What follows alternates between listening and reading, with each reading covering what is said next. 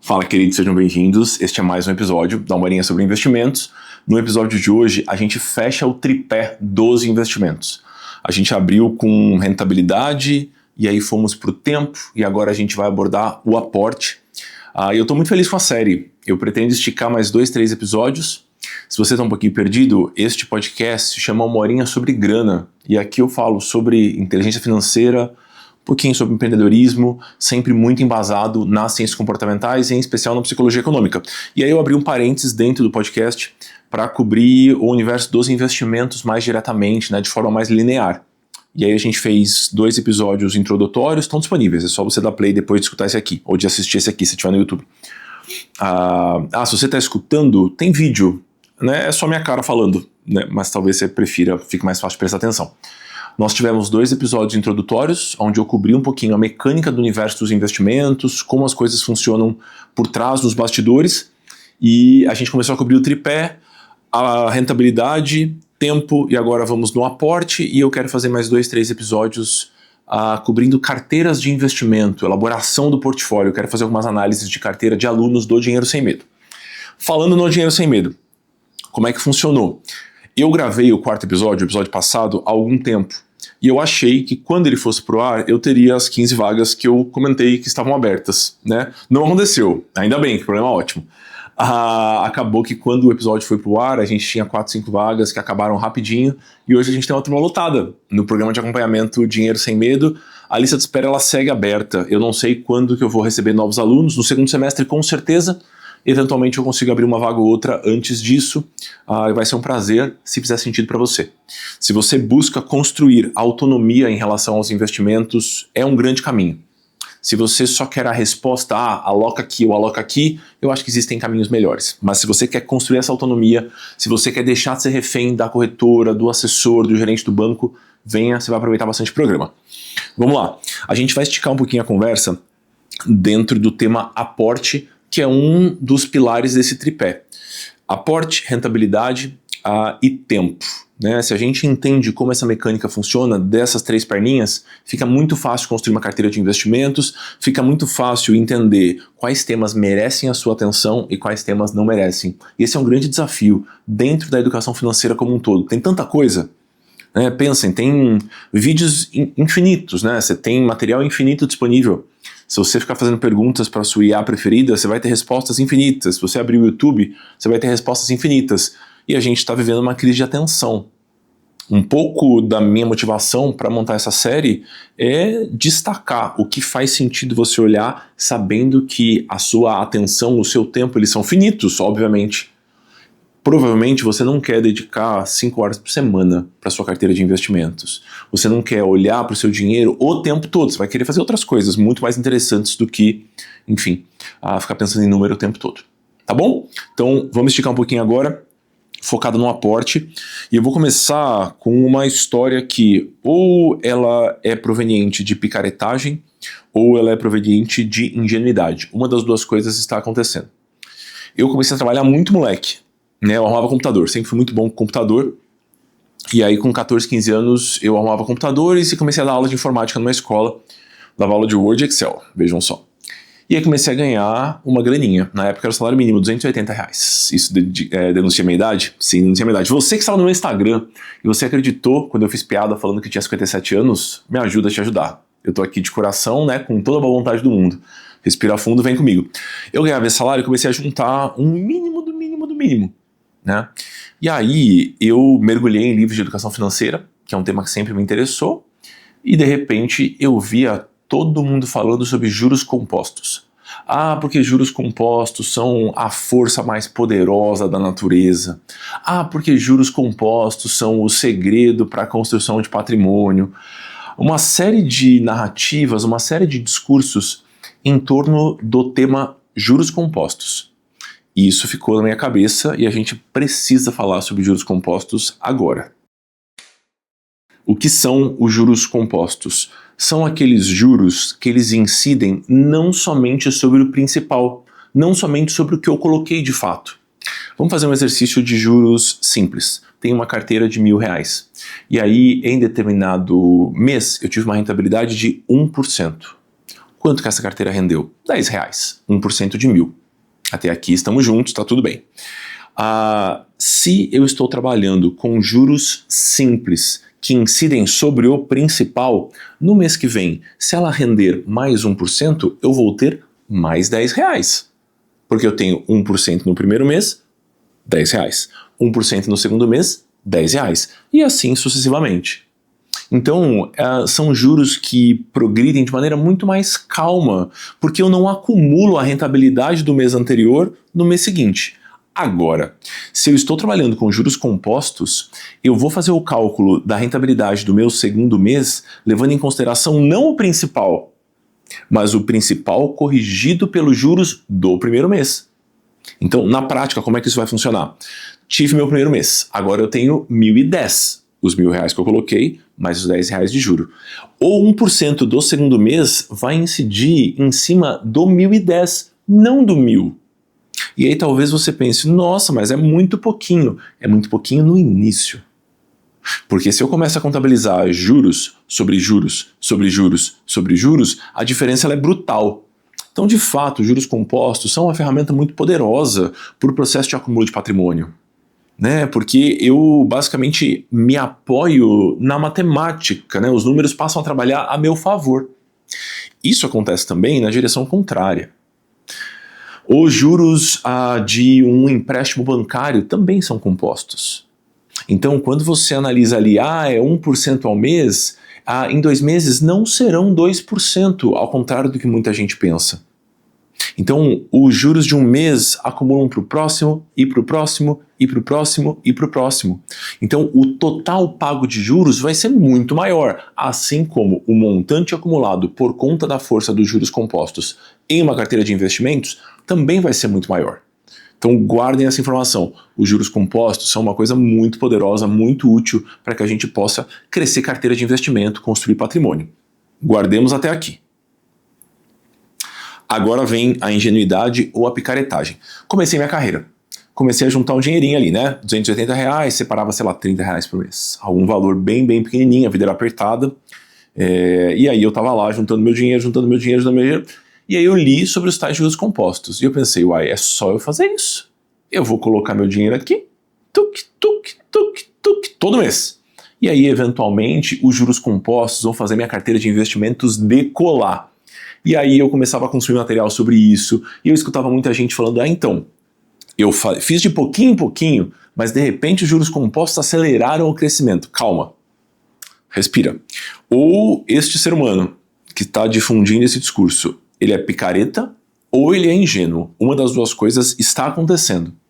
Os juros compostos são muito poderosos, mas se você não conta com um aporte mais gordinho, não tem a possibilidade de você chegar num montante no final da sua vida ou em estágios mais avançados da sua vida que seja capaz de sustentar, por exemplo, a sua aposentadoria.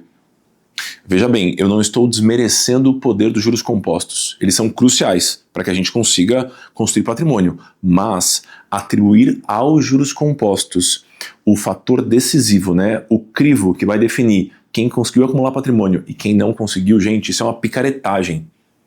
Isso é um discurso muito conveniente para quem tem muito dinheiro, é um discurso muito conveniente para quem emprega pessoas, porque basicamente coloca a responsabilidade do acúmulo de patrimônio sobre aquela pessoa assalariada, sobre aquela pessoa que recebe um salário X, e a gente fala então, é X mesmo, tá bom?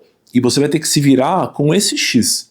De certa forma, ele é um discurso pacificador, ele faz com que a gente não fique revoltado com um salário baixo. Quando, na verdade, para que a gente consiga montar uma carteira mais gordinha, o aporte ele é primordial. Mais uma vez, os juros compostos são muito importantes. Não substituem um processo de crescimento do aporte. E eu me peguei com essa reflexão, sei lá, no meu 10º ano de carreira como planejador financeiro. Eu comecei em 2010 e aí eu fui acompanhando meu patrimônio crescendo. Né? E aí pensei, olha só, eu lembro desse dia, talvez tenha sido um pouco antes dos 10 anos de carreira, eu lembro desse dia de pensar, então, o patrimônio cresceu, né? Tava certo lá atrás, veja só, os juros compostos, e aí, de repente, veio uma pancada, a carteira, sei lá, rendeu 15% ao ano, e eu pensei, nossa, é muito dinheiro isso aqui, sei lá, é mais do que eu tirei de salário, é um valor muito significativo, que coisa maravilhosa são os juros compostos. E aí eu quase consigo me enganar, quase consigo entrar na vertente ingênua do meu discurso aqui. Na picareta eu espero que não, acho que eu nunca entrei, espero nunca entrar, mas na ingenuidade é fácil a gente se perder, porque eu olho para os números e eu penso, quem trabalhou foram os juros compostos, que coisa maravilhosa. Não, quando eu olho o quanto eu aportei na carteira para chegar naquela massa crítica que fez com que os juros compostos produzissem algo significativo, o aporte aumentou imensamente. Se eu continuasse colocando na carteira R$30 por mês, que é o que eu consegui aportar quando eu comecei a trabalhar, eu não ia chegar em lugar nenhum.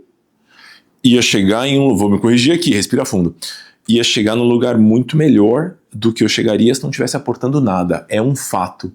Mas para construir uma carteira mais substancial, gente, precisa do aporte.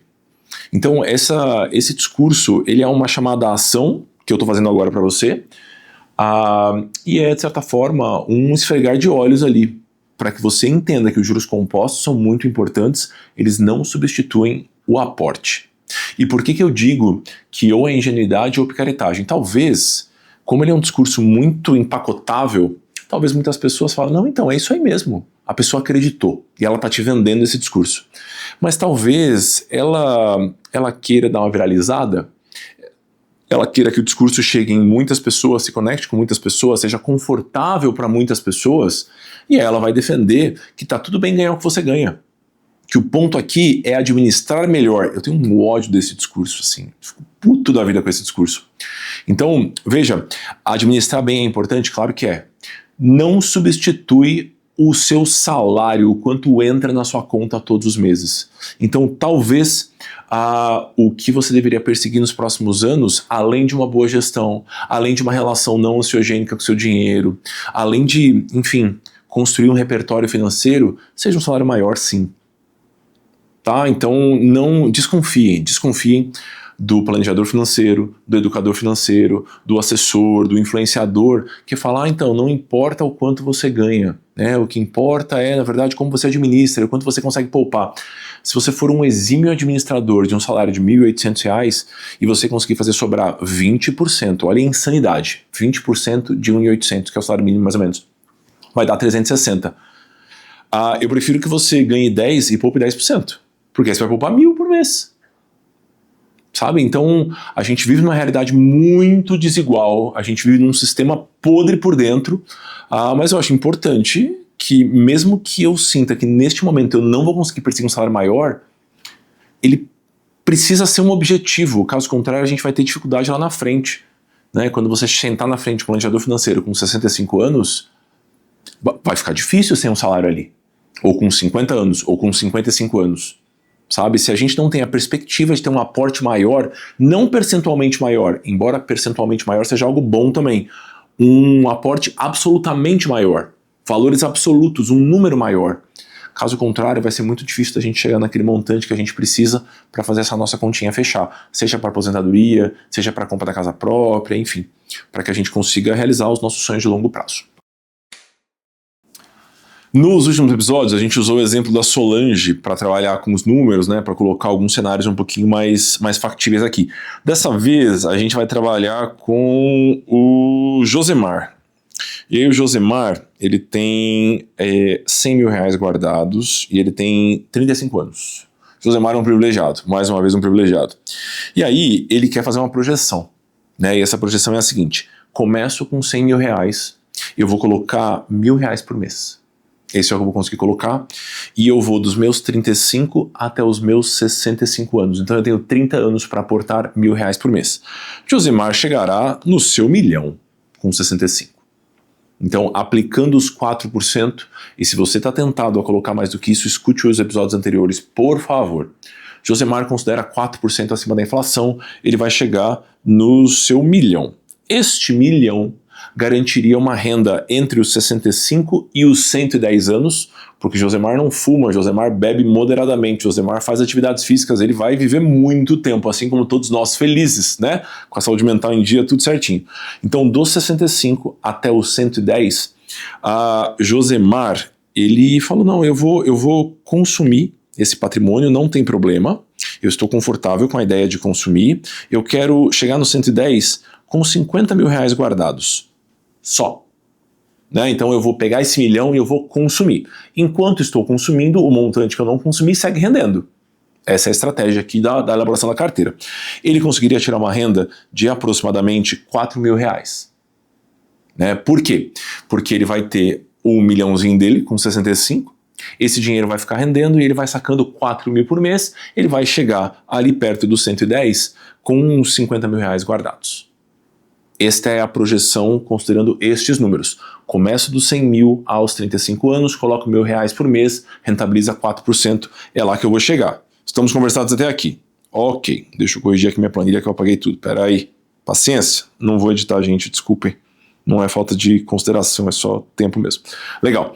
Agora a gente vai conversar com o Josemar, e vai argumentar com ele que talvez esses 4 mil não sejam suficientes para que ele possa tocar a vida entre os 65 e os 110.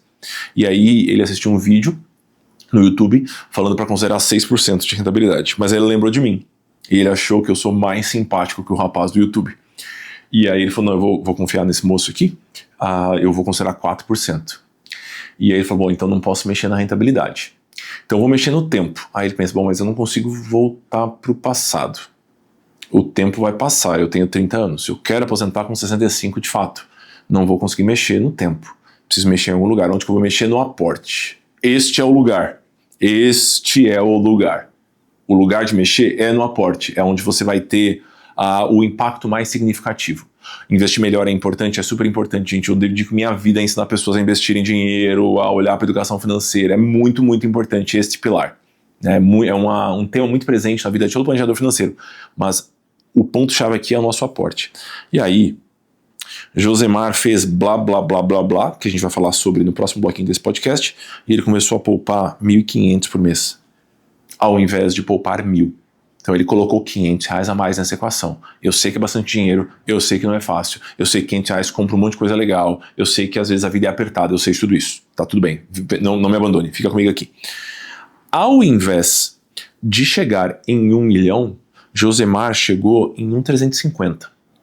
Então ele conseguiu 350 mil reais a mais pelo fato de que ele está aportando agora R$500 a mais todos os meses. Por conta deste aumento de aporte médio, então em média ele aportou 1.500 por mês aqui. Ele chegaria em uma renda entre os 65 e os 110 de 5.300 contra os 13.900 que ele havia projetado antes. Então ele conseguiu cerca de R$1.400 a mais de renda mensal por ter colocado os R$500 a mais por mês entre os 35 e os 65.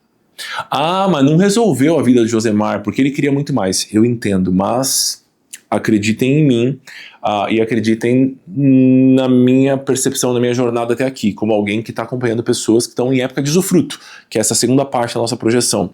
A vida de quem ganha 5.300 é muito melhor do que a vida de quem ganha 3.900. É realmente muito melhor. Muito, muito melhor. Eu sei que são, entre aspas, só R$1.400 a mais. Mas é quase 40% a mais, é uma vida bem diferente, dá para fazer muita coisa mais interessante, dá para viver com muito mais dignidade, com muito mais flexibilidade, por conta desses R$500 a mais. Vou contar uma outra história. Por algum tempo, uma das minhas atividades principais foi dar aula em faculdade. Então eu ia oferecer palestras e aulas de educação financeira, de planejamento financeiro, de gestão financeira para autônomos em faculdades.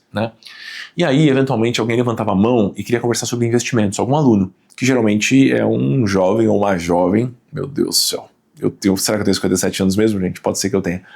Um jovem ou uma jovem que fala, então, eu quero começar a poupar agora, eu quero começar a fazer investimentos agora, porque eu vi que começar cedo é um negócio muito importante, e eu tô com você, começar cedo é um negócio muito importante, é muito interessante, quanto mais cedo a gente começa, mais tempo nós temos para que os juros compostos atuem a nosso favor, tudo isso procede, faz todo sentido.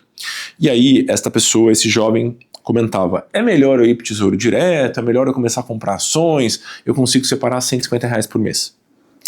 E aí, a conversa que eu tentava travar com esse jovem, o ponto que eu tentava levantar com aquela audiência é, talvez, se você empregar esses R$150 de outra forma, você faça um movimento financeiramente mais inteligente.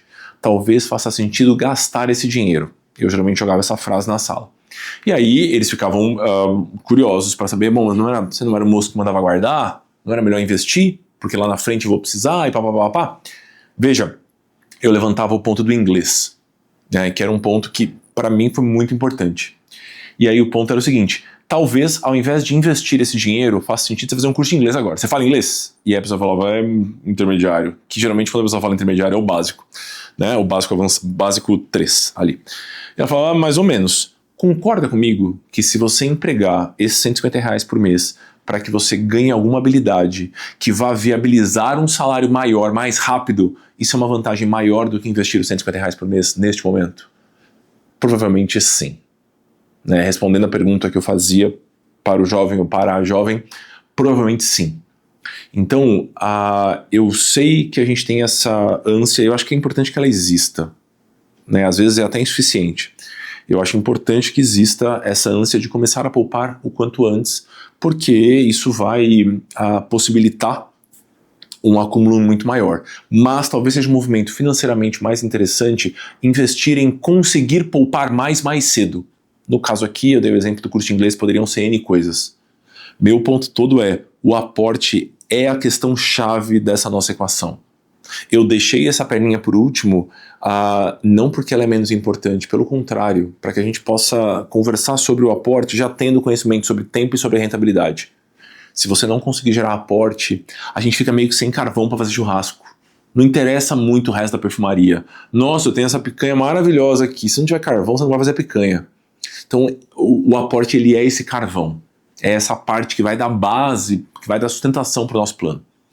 E aí, um dos pontos importantes é ganhar mais. Então é importante que você planeje a sua vida de modo que as suas chances de aumentar salário e, por consequência, com bastante disciplina e mão na consciência, você consiga poupar mais, é tão importante quanto todo o restante. Quanto se letrar em relação aos investimentos, quanto fazer uma boa gestão. Né? Então, primeiro ponto. Você deveria buscar ganhar mais? Sim. Não importa exatamente o que aquele empreendedor do YouTube fale. Você deveria buscar ganhar mais? Sim. Não é só trabalhar duro, não é só fazer uma boa gestão. Tudo isso é importante, mas ganhar mais ele é chave. Então, se você está precisando de um sinal do universo para pedir um aumento para o seu chefe, o sinal está dado, você deveria pedir um aumento para o seu chefe. Esse é um ponto. Próximo ponto aqui. Vamos falar sobre a gestão. Porque não é, eu quero ganhar mais, beleza, comecei a ganhar mais. Se você não gerir bem esse dinheiro, não vai adiantar muita coisa. Então, minha provocação aqui, né, eu poderia, vou pegar até meu livro aqui para mostrar para vocês, espera aí. Eu poderia pegar este livro maravilhoso chamado Dinheiro Sem Medo, que é uma lapada de 400 folhas. Eu acabei de soltar a segunda edição, tem alguns meses, ele foi publicado inicialmente em 2017 e a gente fez uma segunda edição agora, a revista. Eu poderia falar então, gestão financeira, passa aqui ó. Tem umas 200 páginas de gestão financeira aqui. E aí, eu vou adorar se você fizer isso. amuri.com.br/livro. Compre o livro, você vai gostar da leitura, uma leitura muito gostosa, na minha opinião. Sou suspeito, eu sei, mas eu, enfim, morro de orgulho dele. Eu poderia tentar direcionar a sua atenção para a gestão de maneira geral. Mas você está aqui comigo já, né? E talvez você esteja mais predisposto a fazer um movimento pontual agora. Então eu quero te provocar a fazer este movimento. Pegue o montante que você já aporta hoje com algum conforto. Eu estou supondo que hoje você já aporta um movimento ou um certo montante com algum conforto. Vamos supor R$500.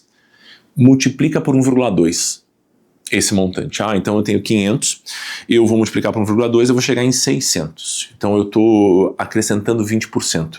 Neste montante. Agora, ao invés de poupar 500, eu poupo 600. Não faça mais nada diferente do que você já está fazendo. Só mude a sua poupança de 500 para 600. Existe uma chance enorme de que você nem sinta essa mudança acontecendo. Esses R$200, eles vão meio que entrar no seu fluxo financeiro de maneira quase que imperceptível. E aí, de repente, você tem um aporte 20% maior. É um aporte que vai gerar uma diferença lá na frente por conta do apoio dos juros compostos muito significativo. Então, não são os R$100 a mais que você está poupando neste mês. São os R$100 desse mês, mais os R$100 do mês que vem, mais os R$100 do mês que vem. Todos esses R$100 capitalizados pela rentabilidade que a sua carteira obtiver. Então, minha provocação aqui é, pega o valor de aporte que você já faz, aumente em 20% e não olhe mais para nada. Só faça isso, só aumente em 20%. Essa é uma prática que a gente faz muito em consultoria financeira. O planejador financeiro ele é um pouco golpista, né? Ele tenta convencer o cliente a fazer as coisas que na nossa visão vai ser muito boa para ele. Em alguma medida a gente faz isso. É muito comum que a gente faça isso com o cliente, ele nem percebe. Assim, ele aumentou ali na tabelinha de gastos, no orçamento dele, e as coisas seguem e tudo funciona bem. Então existe essa possibilidade, você deveria tentar. É um ganho muito grande para um esforço muito pequeno. Existe uma assimetria de esforço-retorno aqui muito grande. Então eu sugiro que se você já aporta alguma coisa, só aumenta 20% e não olha mais para nada. Esse é um movimento possível. Talvez você não esteja conseguindo aportar hoje. E aí minha provocação aqui. Ao invés de você mergulhar no exercício da fotografia, que eu espero que um dia você mergulhe, ele é muito interessante. Tá? Não estou desmerecendo o planejamento financeiro, gente. Eu escrevi esse troço todo aqui. Se hoje você não consegue poupar nada, ao invés de você mergulhar na fotografia, coisa que você fará daqui a pouquinho, quando você estiver com mais energia, pegue um gasto que você sente que ele é substituível hoje. Então, por exemplo, eu pago uma academia que eu nunca vou. Eu pago a Smart Reps, pago R$129, eu não vou. Não, eu não vou. Eu prefiro fazer outra coisa, dou uma caminhada depois do almoço, eu não frequento essa academia.